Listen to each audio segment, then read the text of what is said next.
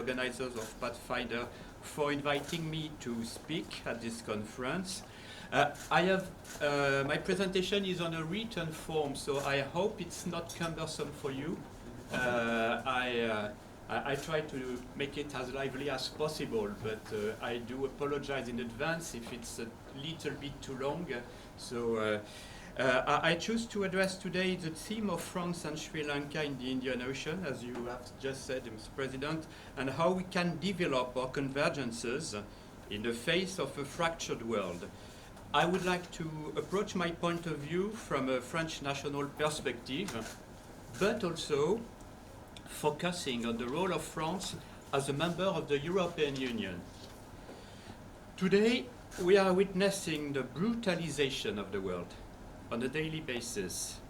As we celebrated in September last year, the 80th anniversary of the United Nations, whose founding ideals after two deadly world conflicts aimed to establish a peaceful international society governed by law, we can only deplore today the multiplication but also the simultaneity of crises throughout the world.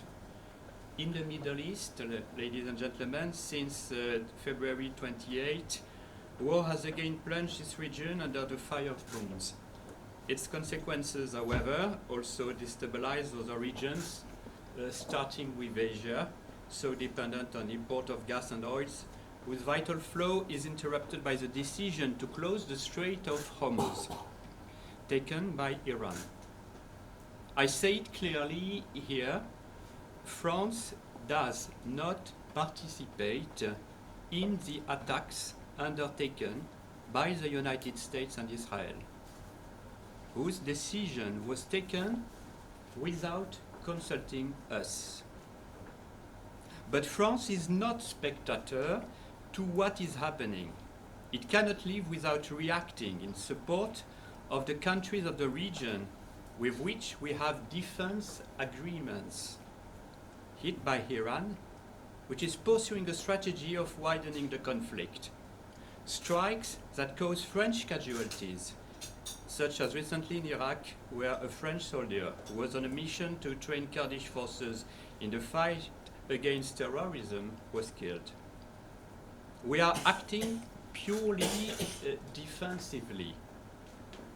We are also acting in a diplomatic capacity, talking with all the parties in the region. Iran, yes, we are talking with Iran. The president, the foreign minister, we are talking with Iran. Israel, the same, we are talking to the Israel leadership. The Palestinian authorities, Lebanon, and the Gulf states. We are talking to everyone.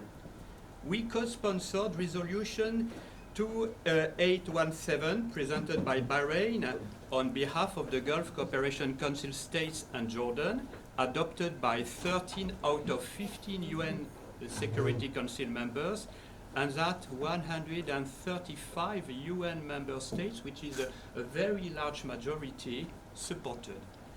We call for de-escalation and an end to the crisis that will put an end to the destabilization of the region, the same line as Sri Lanka, while responding to the challenge posed by the Iranian regime that provoked this war. There must be a radical change in the Iranian regime's posture, which will recreate the conditions for peaceful coexistence with its regional environment and allow Iranians to freely build their future. Likewise, we are actively acting in Lebanon, driven back to war by the behavior of Iran-backed Hezbollah. Here too, we are acting to avoid escalation, supporting efforts for direct negotiation between Israel and Lebanon, and in particular, we are supporting the Lebanese state and the Lebanese armed forces, which are essential to disarm Hezbollah. The tragedy of Gaza mobilizes us, and we know how it sounds here also in Sri Lanka. France has long tirelessly upheld the principle of the two-state political solution aimed at enabling Israel and Palestine to live side by side in security and peace to meet their respective legitimate aspirations. The terrible events that have taken place, first of all, the terrible attack of October 7, 2023, committed by Hamas, and which we have condemned, but also the successive operation in Gaza since then, whose terrible humanitarian toll we have condemned, have not made us give up. On the contrary, France took the initiative in 2025, last year, to recognize the State of Palestine, bringing in its wake other great nations to trigger a dynamic that we believe can restore a political horizon. In the east of the European continent, France has also been tirelessly at the initiative to show its solidarity with Ukraine, victim of Russian aggression. Solidarity because the principles of international law and the territorial integrity of a sovereign state, Ukraine, principles that Sri Lanka is upholding, have been flouted, but also because the safety of Europeans on their own continent is at stake, our safety. Our initiatives are aimed at supporting Ukraine's resilience in the face of unrelenting Russian attacks on civilians. Here or elsewhere, our goal is to enable Ukraine to conclude with Russia a just and lasting peace, which will allow Ukrainians to live in peace and security. France has taken the initiative to set up a coalition of the willing, which now includes more than 30 countries, not only European, but also we have Canada, Japan, New Zealand. So outside of the European Union also we have a participant, which now includes more than 30 countries. It is an ad hoc formula that makes it possible to prepare the day after, that of peace, by setting up essential security guarantees for Ukraine and a reassurance force which, for the first time, might be placed under an integrated Franco-British command.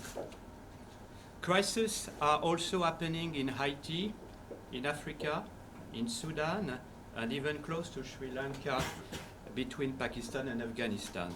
Each time, we do not look away, aware of our responsibility as a permanent member of the United Nations Security Council. We are participating in international efforts to support both diplomatic efforts and UN peacekeeping missions, as well as the humanitarian efforts of the UN agencies, which are doing extraordinary and indispensable work on the ground. We support here in Sri Lanka, it's a modest contribution, but I think it's worth mentioning it. We are supporting the French language training provided for Sri Lankan officers of the task force, which will be deployed in 2 months in Haiti, a contingent of about 170 men, which started on Monday, training on French language on Monday in the Alliance Française of Colombo.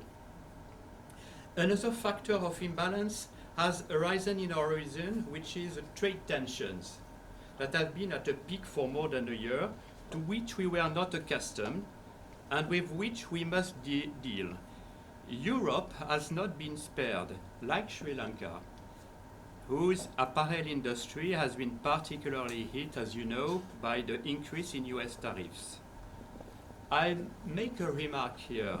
What a difference in this respect with the treatment given to Sri Lanka by the European Union under the Generalized System of Preferences, GSP+, which grants Sri Lanka free access to the world's largest domestic market, the European Union, and Sri Lanka's second largest export market, under the simple condition of compliance with a corpus of international conventions guaranteeing respect for social, labor, environmental, and good governance standards. In addition to the multiplication of crises, new issues emerge that are profoundly destabilizing in the long term, and if we do not prepare to prevent and deal with them. First of all, climate change. Sri Lanka has experienced, of course, the recent devastation caused by Cyclone Ditwa. France, alongside the EU member states, has helped to respond with emergency aid and humanitarian support. This crisis has shown the profoundly devastating effects of climate change. Such exceptional events will unfortunately be repeated, as we know, 10 years after the Paris Agreement of 2015. The French territory in the Indian Ocean was also hit last year by a similar cyclone that ravaged Mayotte and another cyclone that caused big damage to Réunion Island. They can only be warnings to get us to work together for sustainable and decarbonized solutions to reduce the impact of human activities. While the current crisis in the Middle East underlines our dependence on fossil fuel, disasters such as Ditwa also show the impact of fossil fuel production on our ecological environment. France, where more than 90% of electricity is decarbonized, remains alongside its European partners at Sri Lanka's disposal to work on the path of decarbonization. Another issue that is still vivid in our memories is that of epidemics. Sri Lanka, like France, and like the nations of the world, have experienced the impact of the COVID crisis. Other epidemics will arise as the interconnectedness of the world facilitates the circulation of epidemics. That is not a curse, that is not inevitable. If we can prepare together to support international health governance instruments. In this regard, France stands shoulder to shoulder with the World Health Organization, WHO, of which it has set up an academy in Lyon. In April 2026, next month, France will host the next One Health Summit, which by highlighting the importance of the interactions between human, animal health, and environmental protection, will support a holistic approach to better prevent future pandemics. Threat to health, the spread of drug trafficking, is also a challenge that affects all our countries and profoundly destabilizes our societies. The fight, the legitimate fight in Sri Lanka, is also ours, and we know that in the face of the internationalization of criminal networks, the solution can only be through international cooperation and collaboration. You can count on France in this regard and its mobilization on this subject, particularly in the context of the presidency of the G7. The new frontiers of technology are also ambivalent issues in the matter that they can bring as much progress for knowledge and for our societies as fatal consequences for the stability of our societies. This is the case with artificial intelligence, of which France, alongside a number of countries, advocates a balanced and responsible approach protecting the rights of individuals. In this regard, President Macron was able to meet with President Dissanayake during the Artificial Impact Summit in February in New Delhi. Space is an example of another area with challenging security, but also with areas of cooperation for the common well-being on which we hope to be able to start a dialogue with Sri Lanka. France will hold a summit on this subject, space, in 2026, maybe second semester. These crises and challenges oblige us. It is our responsibility to propose solutions to guarantee our safety and that of the future of our children. The crisis we are currently seeing unfolding in the Middle East has unfortunately reached the shores of Sri Lanka. In this regard, the Sri Lankan government's compliance with humanitarian obligations in its treatment of Iris Dena sailors is to be welcomed and commended. Beyond that, Iran's blockade of the Strait of Hormuz contrary to the law of the sea, raises the question of the security of maritime routes and the energy supply of our countries. France is taking its share of responsibility to restore freedom of navigation. Since 2024, we have been contributing with our European partners. I mentioned in particular Germany, Italy, the Netherlands, which have embassies here in Sri Lanka, but there are also partners, to the Aspides mission to secure the passage in the Red Sea. And for the record, we have continued anti-piracy missions off the coast of Somalia for nearly 20 years within the framework of Atalante, contributing to the freedom of navigation, Atalante. In the context of the ongoing conflict, the Naval Air Group, the French Naval Air Group, around the aircraft carrier Charles de Gaulle, are swiftly deployed in the Eastern Mediterranean with European frigates, while it was in the North Sea of Europe. We are currently working on defining an international initiative to secure freedom of navigation in the Strait of Hormuz, as it has been announced by President Macron on March 10.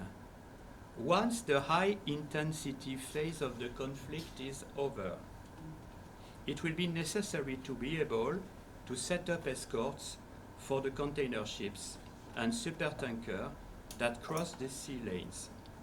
It's about taking our part in preserving security of supply. In the framework of the French presidency of the G7, the French president also organized on March 10th a meeting on the coordination of global strategic energy stocks at the IEA, International Energy Agency in Paris. Defending stability also means strengthening our collective security and establishing a credible deterrence. The French philosopher Pascal, in the 17th century, wrote, "The defense of law without force is nothing but impotence." In Europe, the pressure of events is accelerating the transformation of the European security architecture. Let me just say a word, drift a little bit from Sri Lanka, but a word on Europe. I'm honored to say that France was the first European country to advocate and implement the strengthening of the European defense pillar. We advocated it long before our American allies urged us to do so, under the pressure of what was initially the American pivot to the Indo-Pacific and is now part of their new security strategy. The French president announced on March 2nd a substantial evolution of the French doctrine of nuclear deterrence, in the sense of advanced deterrence that involves a number of European partners, starting with Germany, France's essential partner, but also partners outside the European Union, such as the United Kingdom, which also has a nuclear deterrence. This evolution of our doctrine, which involves 8 European states, opens the possibility for joint exercises, but also deployments on the territory of our partners. Progress in European integration has also changed the concept of our vital interest. This development is intended to strengthen our defensive posture and in no way contribute to the arms race.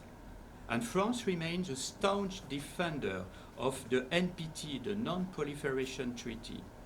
We are working to maintain a balance between the defense of this instrument and the credibility of our defensive posture at European level.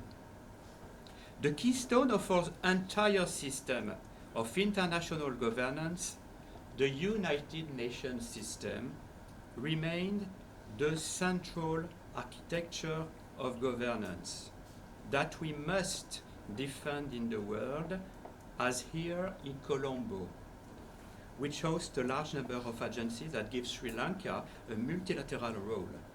The system born after 1945, however, no longer corresponds to that of its founding fathers, France is also at the initiative there. We do not have a conservative vision. The world has changed, and for the United Nations to remain legitimate, it must better reflect these new realities. France, as a permanent member of the United Nations Security Council, is pushing for its enlargement in both categories permanent members by welcoming Germany, Brazil, India, Japan, as well as representation from the African continent, as well as non-permanent members. Similarly, the multiplication of crises and humanitarian tragedies have taught us the need to regulate the use of the right of veto, which we are doing with Mexico in case of mass atrocity. There's an initiative with support for more than 100 members of United Nations so far. France will continue to stand alongside the United Nations and the United Nations agencies within the framework of the UN80 reform to aim for greater effectiveness of this institution essential to the concord of nations. On this issue, France, which holds this year the presidency of the G7, intends to put the presidency at the service of correcting these imbalances. It is also a question of reaching out, depending on the issues, to other forums such as APEC or some of the members within the BRICS, such as India or other partners of the Indian Ocean. Why not Australia? The G7, in that it brings together a number of the most developed economies, has the capacity to inject momentum to correct these imbalances. On these issues, the French presidency of G7 offers an opportunity to take into account the considerations of countries such as Sri Lanka in favor of global stability and security. Ladies and gentlemen, this consideration lead me to underline the great proximity that France maintains with a country such as Sri Lanka. France is a nation in the Indian Ocean, and as you have mentioned, Mr. President, a nation of whose shores live more than 1 million of our compatriots, French compatriots, particularly in the French territories of Mayotte and Réunion. Our interests are converging. Our energy security and trade routes with Asia run off the coast of Sri Lanka. The French Navy, which is celebrating this year its 400th anniversary, is contributing through its operations to securing these routes and to ensuring freedom of navigation in this area. The closest European neighbor to Sri Lanka by geography, France, as an Indian Ocean nation, is a member of several regional areas. The Indian Ocean Commission, based in Mauritius, but also at IORA, of which Sri Lanka held the presidency until the end of 2025. In this regard, we welcome the opening of the IORA Center of Excellence at the University of the Ocean of Colombo, which will be happy and we will be happy to develop cooperation. In general, safety, maritime security, and maritime security, and the protection of the marine oceans are the focus of our attention as the Regional Center for Maritime Studies, RCMS, located in Sir John Kotelawala Defence University in Colombo. We have a common interest in cooperating with this center, with the Sri Lankan Navy, and with the Coast Guard, but also with the various Sri Lankan government's departments involved in the sea. A regional and collaborative approach guides this initiative on which France is committed. We welcome and we support the willingness of our Sri Lankan partners to open this cooperation to partners in this region. Beyond maritime safety and security, the protection of the ocean is the subject of a common commitment on which I also wish to welcome Sri Lanka's action. We have been able to engage in fruitful cooperation. France is committed because the surface of its EEZ is the second largest in the world. Engaged by the participation of Prime Minister Amarasuri in April 2025 at the SOS Ocean Summit in Paris, it continued with joint work within this framework of the third United Nations Ocean Conference, UNOX 3, held in France in Nice last year. It led to the ratification by Sri Lanka, alongside us and 60 other states, in September last year of the High Sea Treaty, BBNG, which paves the way for the protection of at least 30% of the world's sea surface by 2030. We look forward to continuing to work with you to continue protecting this common resource for future generations.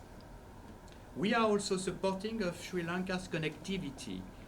Your country has an important role to play in this region as a logistic hub for the Indian Ocean that you have emphasized.